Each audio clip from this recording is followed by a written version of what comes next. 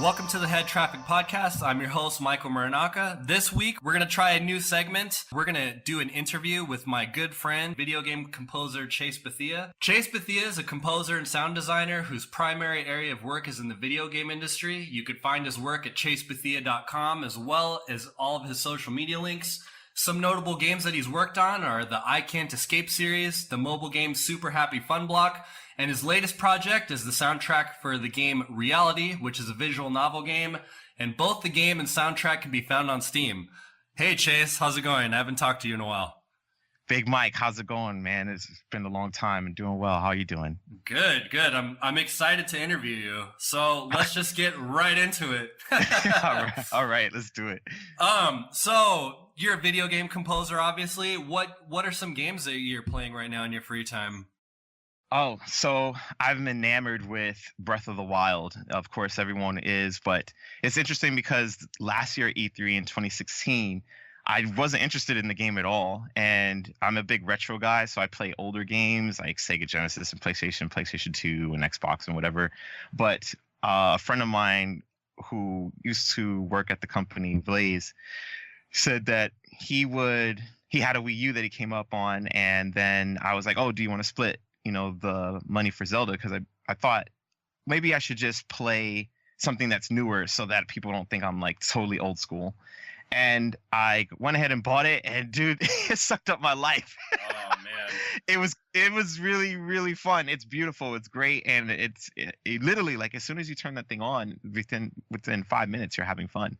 So I was playing that. Before that, I was playing Spyro the Dragon. I almost finished it, and then I just stopped. And before that, I was playing Quest 64. And I don't know why. I think I just got stuck with something. So I'm that kid who sometimes like will try to figure something out unless I like really, really, really get stuck. And I mean like months, and then I'll just buy the guide. And even if I buy the guide, I won't read it. So besides that and a couple other indie games I've been playing just off of itch.io and checking things out, like Physics Breaks. This game is actually on mobile. It's really, really fun. It's like a brick breaker type, but it uses gravity and it has like upgrades and stuff like that. That's a really, really cool game. So those are two games I've been playing, long story short. Oh, okay, nice. I have to ask then, how many hours do you have on Breath of the Wild? I don't know. You can definitely probably say close to 80 hours, I would have to say. I'm pretty sure, because there were times when I turned it on at like 7 or 9 o'clock, and I looked up and it was 11, and I looked up again and it was like 2 or 3 in the morning. And then I was like, okay, go to sleep, fool, go to sleep. Oh man, yeah, I felt the same way when I feel like all the last Zelda series games are really similar. I forgot it was on Wii U. I might have to check it out on Wii U. But yeah, it's this. I felt the same. I wasn't super interested, but it looks really fun. So that one, you can play it out of order, technically, right? Or yes, can. I actually did the common one that I don't want to spoil it for anyone, but you can do a common beast puzzle, and then I went and I jumped to a different puzzle that other people probably wouldn't have gone to second, and then I found out I did the hardest one because it was just how I ended up exploring the map, and it was just based off of what my itinerary was when I turned on the game and what my goals were to complete in the game. So I went in that direction instead of, I just went exploring because the world was so vast and so beautiful that I just decided to let my mind explore with it in my own way of what I would do. And I needed to progress and do other things. Then I could go in that route. Like, I have 18,000 rupees because I figured out an economic way to like make a lot of money. That's never heard of in a Zelda game. You never have 18,000 rupees. You only have like up to I believe like 9,999 or something like that. Yeah, I was gonna say it was like 999 or 9,999. Yeah, those games are usually really difficult with the money system. Like you barely have enough to buy stuff. One thing, so like when the last one I remember playing was Wind Waker, and technically that game's open world as well, but the way that they always set Zelda games up is they say they're open world, but you have to beat one castle and get that item in order to go to another castle and like get the next item, you know what I mean? Is that the case? No, this is for Breath of the Wild. That's not the case at all. And what's interesting about this one is I think they merged a little bit of all the Zelda games that they've done together in this one. And I think this is why it's, I mean, I don't want to say it's a perfect game because I have like maybe two quips about it, or two qualms, excuse me, about it. Then it's like, but it's still pretty good. For example, the first Legend of Zelda game, you actually don't have to go to the first dungeon in that order. You can go collect hearts and get a weapon that you thought you may have to get later. I've heard about this. So people have done it, and I've actually seen it. And for the one on Nintendo? Yeah, the one on Nintendo. You don't have to do the first dungeon in that way. You can actually go get a couple like heart containers, and if you know where to go and you know where they are. So that is technically the first 2D top-down open world Legend of Zelda. Yeah, that's true. A lot of people don't know that, but this one, like, to answer your question, you do not have to go in order at all. You can do whatever you want. I was told, even by one of the creators, well, not I wasn't told, but I read about, or I heard that you can actually go defeat Ganon right off the bat. Yeah, I read that somewhere too, that you could beat the game within like 20 minutes or something. Yeah, and then I haven't done it, but I've seen a lot of impressive people do some crazy things in this game that I definitely can't put it past them. I even decided I actually almost beat the game without having to solve all like the necessary story puzzles that I need to get what I need to get, and that's even before getting the Master Sword. I got into the castle, so it is true. Like, you technically could do it. Wow, that's crazy. Yeah, I gotta pick that up then. Do you don't know how much Wii U's are, do you? Are they? Well, they discontinued and they went hella high in price, which is why I hopped on this deal when he said that when T.O. said that he had it at his job and nobody was playing it. So I was like, dude, I'm definitely gonna borrow it from you, because he was busy and I was kind of dying down with a little bit of work, and I was like, dude, I'll try it out and I'll give it a shot, and if I don't like it, I'll just get it back. But that did not happen. Yeah, I was thinking it might be cheaper since Switch came. Yeah, Switch came out. I keep wanting to say NX since Switch came out, but yeah, I figured that it could happen that it'd be more expensive too. Only because they discontinued making it, and that's what caused the scalpers to like jack the price up and stuff. So it's probably about like $300, $400 maybe. I'm not sure. Hopefully no one quotes me on it. Yeah. Who knows? So, like I mentioned before, the podcast is mostly about motivation and creativity. You're a very creative person. I've known you for a very long time. Almost 10 years. Gosh, I didn't even think about that. It is, yeah. It's 10 years. So when I first met you, we were both working at Blaze, and you would say sound designer, right? Or you just did music, or? I was more of a music producer. Yeah, music producer. And starting sound designer at the time too. And another other titles, I was assistant computer tech, I was music manager, live sound engineer. I was about 5 different titles there. Definitely. So at that time, you were also still in school working on your degree, right? And I had finished my first degree with audio engineering by the time I was working at Blaze. Oh, okay. So, and you're completely done with school now, or you're still going? I only have 1 semester left, and I'll have my 3rd degree in media composition. Oh, that's exciting. So originally when I met you, you were doing music for mostly the different shows that were on Blaze, and there's a variety of them. There's hip hop, there's dating, chat shows, everything under the sun. Yeah. And I remember you played a lot of video games, and now you're working on a lot of different music for different titles. How did that come about? What made you want to switch your focus to specifically video games? So I love this question because I get it a lot, and I tell the story all the time. I tell it differently every time to keep it interesting. A long time ago, when I started making beats, if you will, or music producing, my very first beat that I made on Fruity Loops or FL Studio 3 was back probably like 2000. Yeah, I was a 10-year veteran before I switched to a different DAW. But the first beat that I made and I showed to someone, this girl said, sounds like it should be in a video game. And I swear to God, like, I'm not even kidding. I swear on my life. Like, that's what they told me. And then that never changed. As I was like, well, I got to get out of the sound. I don't know why it sounds like that. I want to do hip hop, blah, blah, blah, blah, blah. I want to do R&B. It needs to sound like this. And I couldn't get out of the sound. So I embraced the sound and started using like samples and from video game stuff and mixing it in and things like that. But people were not feeling it and they weren't liking it. And by like, I'll jump forward to being at Blaze.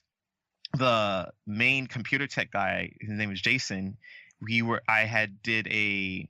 They said they, like, oh, we need a score, and I didn't know what a score was back then. I was only like 19 or 20 or something years old, and I was like 20 or 21, and so the game Castle Crashers was out, and I did the score for one of the videos that we had to produce, and because I think you were doing graphics for the studio, right, at the time. Yeah, I did logos And stuff.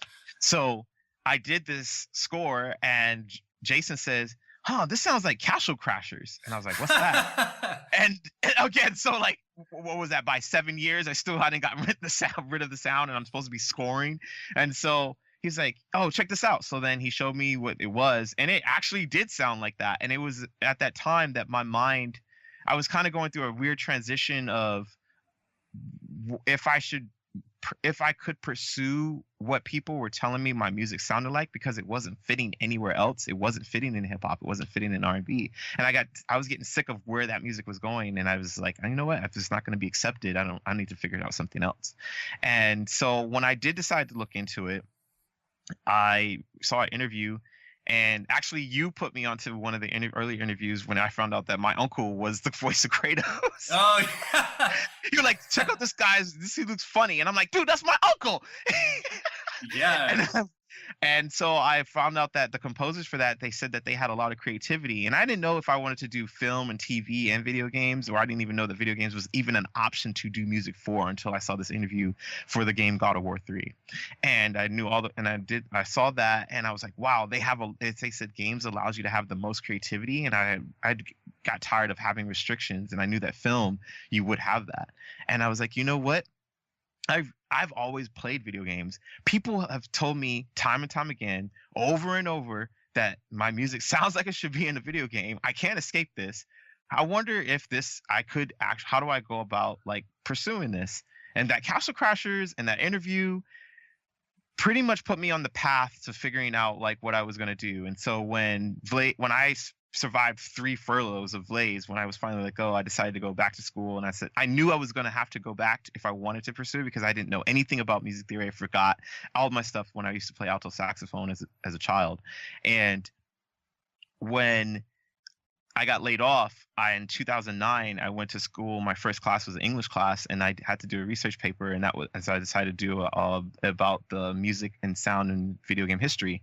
And that's when I learned that yes, you can do it. And so I just decided to just go for it and take it from there. And I made a little video demo, and it's funny because that video demo is still on YouTube to this day.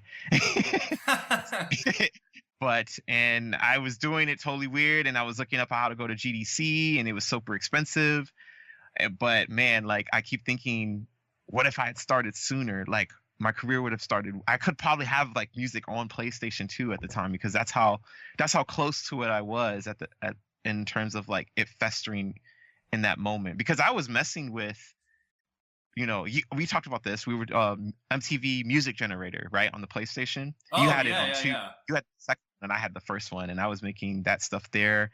And even when I was at Blaze, I don't know if you know, there's the fighting game. Mugen? Yeah, Oh. Mugen. There we go. I was testing out when I was thinking about what was going on. I was coding and putting my music in that game and playing my music in the game when fighting the game. And I was like, wow, my music fits in the game. Like, Yeah, this smart. actually is true. And I forget pockets about that, but that's really what put me on the path, is really just experimenting and figuring out that the bat going over inside my head of like, hey, try the video games. And I just didn't know. And finally the light bulb together. I was like, I love music. I love games. Let's do this. So then I bought a book, and I think about like 2013, and I got through half of the book, and I tried the process of what the book was telling me, and I went online, and then I got my first paid gig, and the rest is history. That's amazing. Well, your music definitely has if you think about traditional hip hop, it's usually loop based, but your music, ever since I've known you, always has usually a sort of epic or emotional quality to it, as well as it's almost never loop based. It usually builds and has progression in different parts and things like that. I think that's partially why people would say your music sounds like a video game. But Interesting. I've never heard that explained to me before, because usually people just stop it there and they just says it sounds like it. But thank you for that. yeah. You're welcome. No, well, I mean, most people, I'm sure, that comment on that don't study music but play video games. That's true. So when you're about to work on a project, or just in general, where do you find your inspiration? That's a really good question. I tend to pull from various sources. In the book I was reading at the time when I was getting started, it talked about pulling from films, and I tried that, but I realized that wasn't really. I watch films now just for like the fast escape and to just keep up with what's going on. But my motivation, you're gonna laugh, is from games. Yeah. Well, I guess that only makes sense. No, but not only just that, I found also that getting out and exploring and having experiences like maybe hiking or going to other fellow musician concerts have inspired me actually a lot. And also listening to different styles of music is another big inspiration I have found that helps. What else have I found is another inspiration for me? Reading sometimes helps. Oh, I know it's another inspiration. Seeing other people do well, like watching other people that work hard, like yourself, and that you do for your art and your music as well. That I want to be surrounded by people who are doing and that want more and that want to better themselves. And seeing people that are doing great pushes me to work harder when I see other people doing good and achieving things. And I'm like, I want that. Like, I want to do that. I want to be there. I have these ideas and I want to achieve this. And I have weird epiphanies that happen to me sometimes, mostly in confined spaces. So that would be obviously the infamous bathroom. But then, I mean, like, it doesn't mean it could be the toilet. It could be the shower. Yeah. But also the car, and the car is the worst because I don't have Siri is stupid, by the way, so she can't like do the AI thing like you do in Minority. Say like, Siri, take these notes down for me while I'm driving, because it's not safe to then I can just pull over because my ETA is delayed for something. I thought you had a tape recorder. I do. So I record some things in those things, but Mike, like, you wouldn't believe like how many ideas I have on a daily basis. Like, my to-do list has a part 2 and almost comes to a part 3 for like the list goes on and on and on. And I've been getting through the list slowly but surely, but like the audio notes too would get like kind of long, and then that builds up on the phone. But I'm getting through it, and I make it a goal to get through these all things because everything comes together, and I've implemented and enacted most of those ideas. And so inspiration comes to me in confined spaces as well, somehow, some way. If I'm reading an article, if I'm going to concerts, if I'm listening to other people's music, if I'm looking at other people's achievements, if I'm watching an interview, I don't know, like, it just somehow happens in some kind of way, whether it be a business or a musical idea, something occurs. I'm glad you brought that up. That's what I was gonna say. Is usually as a creative person, it's easy to find inspiration from almost anything, right? Wouldn't you agree? Yeah, I actually do agree, and it's funny because my director of composition disagrees. Really? I'm gonna say I actually want to read what she believes, if I can find it really quickly. Hopefully, I can. Come on, there. Yes, I found something. She has in her emails as a signature something when I was getting started in the program. It says that.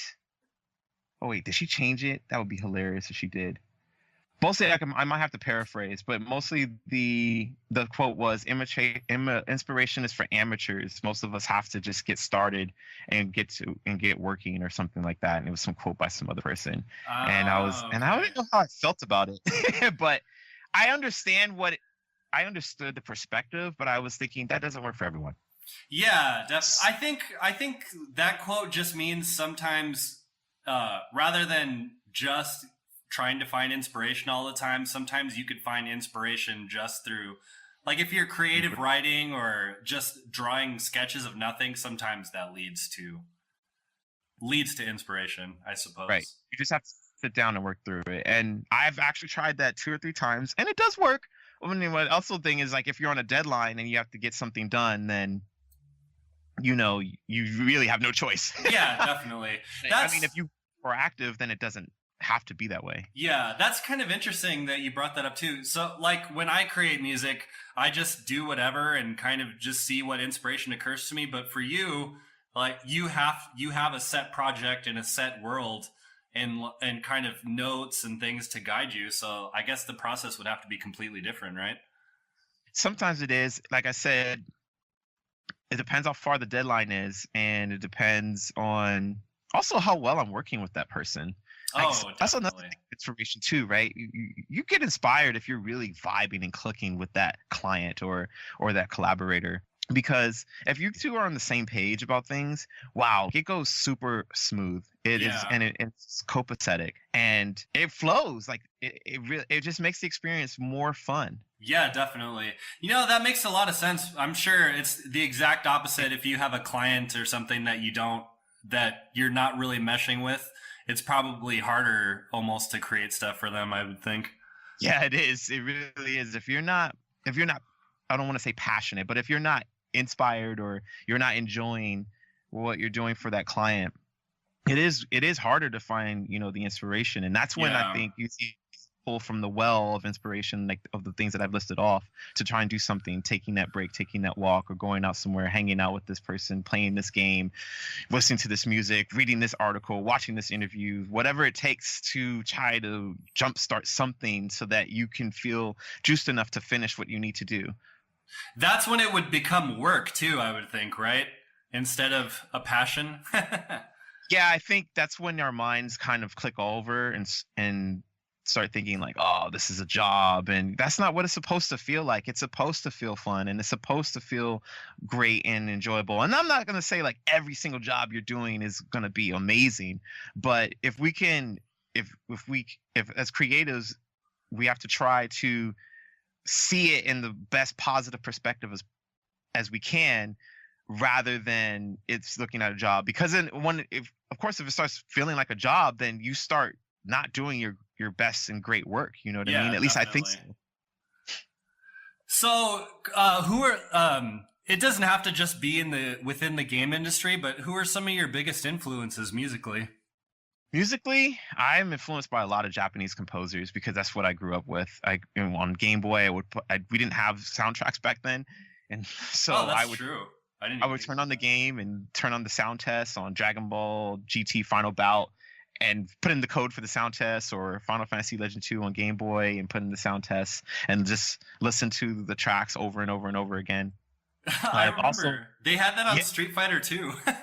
yeah, exactly. So a lot of the Japanese composers like Nobuo Uematsu and Kenji Ito, Yoko Shimomura, and a couple others that I listened to a lot growing up. They Yuzo Koshiro, one of my favorites. Their music has influenced me a lot, and as well as jazz. I would say I also have because coming from Chicago, there's a lot of jazz music and smooth jazz, and so I was influenced by people like Jean-Luc Ponty, who was a violinist, and Nige, Gerald Albright. I was also influenced by a lot of R&B artists in styles like Janet Jackson and Alexander O'Neill and Sherelle. So those are other things I'm also pulling from. And my rhythm influences are Timbaland and Pharrell. Yeah, I was just gonna say old Timbaland. Like a lot of my music has like strong rhythms and things, and I like filling in pockets and things of that nature. But I listen to a lot of their music, and in my opinion, those are the greatest producers that really stylistically were so abstract, but still made really good sounding music that fit and people that enjoyed. And I had wanted that, but I guess I took that element that I didn't know I learned and implemented it into an orchestral style and electronic and hybrid experimental music that I do today. That makes sense. Yeah, I feel like Pharrell usually just goes for catchy no matter what, and Timbaland kind of the same. He usually goes for catchy, but he always does, like, all of his music's always really outside of the box. It's like wild, tons of Yes. percussion. Yes. he experiments a lot. I watched some early YouTube videos in the mid or early 2000s and got to see how he works, and I was like, wow, like that's kind of how I do it in the sense too, but my stuff was just so weird. Yeah. People weren't really knowing how to feel, but it was so weird that it fit for a game, and that really didn't compute with me at the time. Yeah. So yeah. You were more in a mind state of wanting to make hip hop music, like you said, though, right? Yeah, I was really trying to do that because I think I don't know why. I think it was because it seemed like popular, and I wanted to be, on the forefront of stuff. I guess like everyone kind of goes through that. They're like, oh, I wanted to be in a band and be popular. Yeah. And I wanted to be, doing this and doing that, and my stuff wasn't wanting to be in a band. I just wanted to rap and make music and have fun, but I lost the fun out of it. I didn't like it. Yeah. I didn't like it anymore, and that's why I quit. Yeah, it's probably really rough too, I would imagine. Rough rapping. Oh well, I mean the whole kind of spirit of it, like if you interact with other people that want to rap or want to make beats, sometimes people are really possessive about it. They don't want to give you feedback. They don't want to share the passion. They kind of get, you know what I mean? Does that make sense? Yeah, they kind of get. Yeah, defensive, they're very, I guess. Yes, thank you. That you do run. There's a lot of haters in that community. A lot of haters, and people hate on you and stuff. And one of the examples is they're like, "Oh, like man, you're so good. You should. If you're having a show, let me know." And it's like I had a show and people didn't show, and oh, I'll buy your album. And I never did release a rap album publicly. I did it like undercover or unofficially, but they when I would release a lot of singles and things, and nobody would pretty much support that. And so I was just like, you guys are not real. I'm not going to do this for you. I was doing it for me, but it would help if people did support it, right? Yeah. And it's crazy because as soon as I released my first, well, I didn't release the first one of the game that I worked on yet, but like the second one that I did, I got such a good response and feedback from that it was overwhelming. And I was like, that's what I wanted. I just wanted people to give me the feedback for something that I put hard work into, that I said I would do, and they reciprocated by showing me the support, whether they're like buying it or listening to it or both, or just telling me what they thought about it. And I was like, that's all I wanted. That's all I wanted. Instead of like, oh yeah, man, like it's good and whatever. And you just get like nothing from it.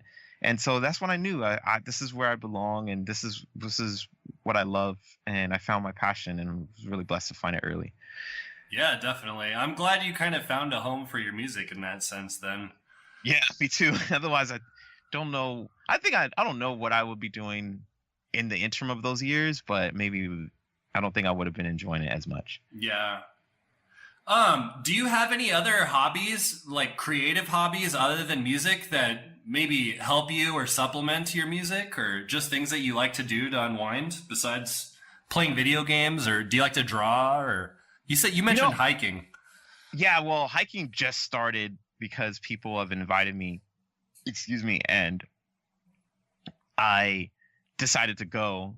I feel like I went hiking before. My memory is really bad, and I was scared, but because I thought it was this whole process of just getting the big ass backpacks and and boots, and you gotta watch out for snakes and all these other things. But I just saw people like for some reason, like hiking just got popular the past 3 or 4 years, and then people just started going and doing things. And I was like, oh, I'd like to see a waterfall, because I watched anime. I guess I do that in my free time, and that's another inspiration I sometimes get.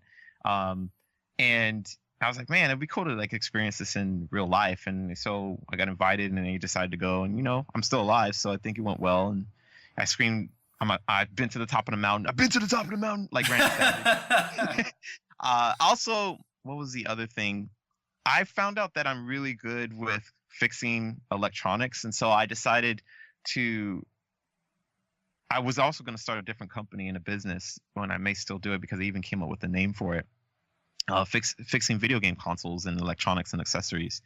And that really helps me think in a different way creatively because I'm not doing something musically or sound wise for doing sound design stuff. I'm just actually like, I don't know what it is. I'm cleaning the product and I'm making it feel like polished, and I'm dissecting it and understanding what's underneath the hood. And I feel like I'm just giving it a new life.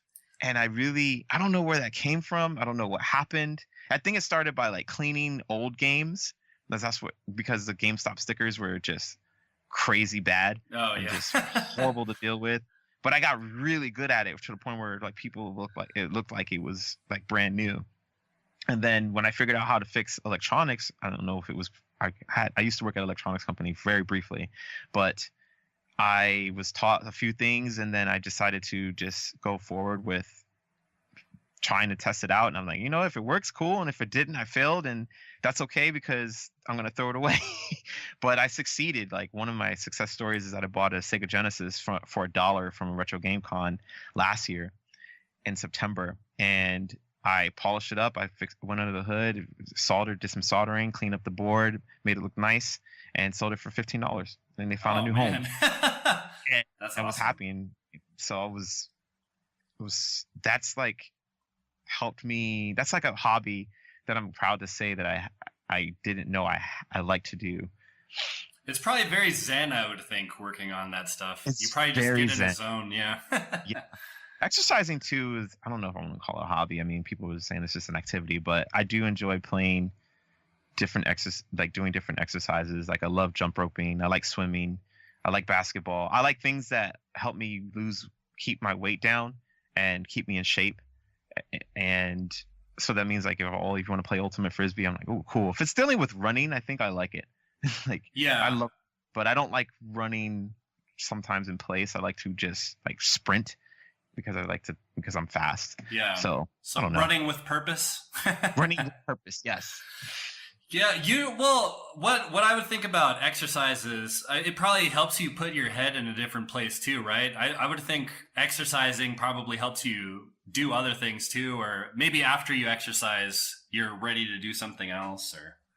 Yeah, I try to keep the exercise whereas I'm not too tired to do something else, or if I know that actually doing creative things wears me out faster and I may not want to exercise, so I try to knock the exercise out first, but without overdoing it, because then I'll take a longer break before I need to get to work. But it actually does clear my head, and I do feel a lot better. Like my mind is a lot more clear, and as we know, it's because you're releasing toxins and whatnot. Yeah, definitely. So it helps stimulate your brain, and for me that works a lot. Wrapping this up, what keeps you motivated, and if you could give anybody advice on how to stay motivated, what advice would you give them? I would say to stay motivated, try to stay as positive as you can. We tend to, it's easier said than done, right? No, But definitely. if you try to surround yourself and find things that make you happy, and I find that by doing that, you will stay motivated in some kind of way if you find what that happiness is. And only you can make yourself happy. No one else can do that for you.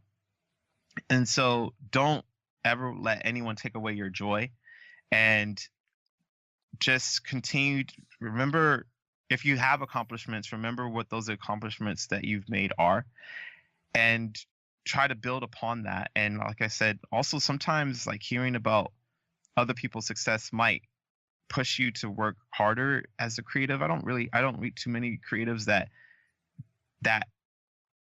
I like that technique or that process doesn't help people, because usually as people we like to see other people do well. Not everyone hates on one another. So sometimes like reading about, I don't know, Richard Branson creating a galactic enterprise to go into space, that's inspiring to me, because I'm thinking like, wow, like he's doing something that I don't think I could do, but I'm going to try and do what I think I can do with my abilities and health. You know what I mean? Like if you're healthy, that's the other thing. I also try to think of perspective of how healthy I am. Like I'm not in a wheelchair, thank God, or, I don't have any type of necessary like ailments to inhibit me from accomplishing my goals. I can walk, I can speak, I can see, I can hear. And I count those blessings, and he's like, I don't live in Iraq or where war is happening. I don't live in a poverty town, and things aren't the greatest, but I try to think of the positives that I do have going for me and build off of that and go from there, because it could always be worse. Yeah. So appreciation, basically. Appreciation, yes. And I would say that those things together I feel, are the tools to try to work around and use on a daily basis to stay motivated. And it works for me. I don't know if it'll work for others, but hopefully it does, and hopefully that propels people to the next level. People can find everything that you're doing on your website, chasebethea.com. Are there any new projects that you have coming up that you could talk about? Yeah, I am in the process of trying to finish a soundtrack called Rogan Town, which is a really, really cool, it's funny because we're talking about motivation and inspiration. I'm actually struggling with creating this because I want it to sound good and be good. But it's like this Pac-Man maze, but you're a thief and you're trying to escape the villagers who are trying to find you. And it's like a RPG in the sense. So when you complete each level, you can either choose to get your stamina up, your speed up, or your life up.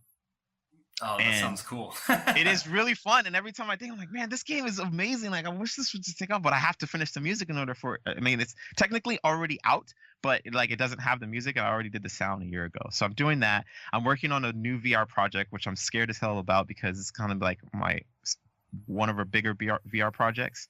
And this is it's actually a sequel to the retro shooter that was like Turok and Doom called Reclaim Earth. And so that's going to kind of take place offset that story in a VR type of shooter mode. It's called Artif. Was that a game jam that you were working on? No, the game jam was Reclaim Earth, and we turned it into like a game, and so we were working on that. But now one's taking longer, and the VR is going to probably be a lesser time to knock out. But this is tied into that, and so yeah, it's called Artif, and it's short for artificial intelligence. And then the third project is trying to finally release the Electron Flux album, which is the first game I worked on. Oh man, I'm almost done. I have 3 tracks left to mix, and then I'm gonna send it off to be mastered. I know I can do it. I know I'm gonna finish. And also, I'm working on a really big concert that's gonna be in September or December.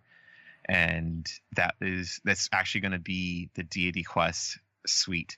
So 10 tracks from I don't know how many tracks I wrote, 21 or 22 tracks for the RPG / Pokemon type of game that I wrote back 2 or 3 years ago. No, sorry, 3 or 4 years ago. And yeah, that's all the projects. That sounds amazing. I might be in the States too. I might try to go. Wow, that would be amazing. I'd be so honored if you're there. Yeah. Well, thanks again for the interview, Chase, and good luck with your projects. Thank you so much, Big Mike. I really appreciate you having me on.